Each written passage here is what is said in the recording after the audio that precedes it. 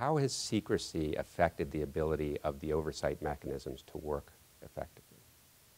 Well, I've certainly seen it in the fear that, for example, Hill staff have, because they see what happens to those who are very honestly trying to carefully protect national security secrets, but let the public be aware that there is a problem.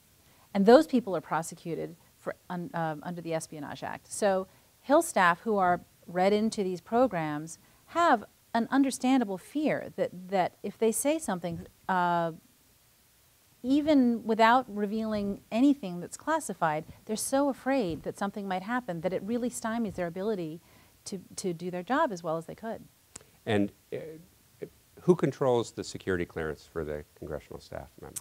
You know, I love that issue because about 25 years ago, there was a chair of a committee, Jack Brooks, on the House side. And he really understood sort of the balance of powers. And he said, why would I allow the executive branch to make a decision about who on my staff should have a clearance? And so he had the Capitol Hill Police actually do the background checks and decide who would be getting a clearance in his staff. Now it's absolutely a foregone conclusion that it's acceptable, not just that it's the executive branch that chooses who on the Hill staff can have clearances, but that's been outsourced. So the contractors are more trustworthy, apparently, than the congressional staff are in making these decisions. So it's a total breakdown in the constitutional balance of powers.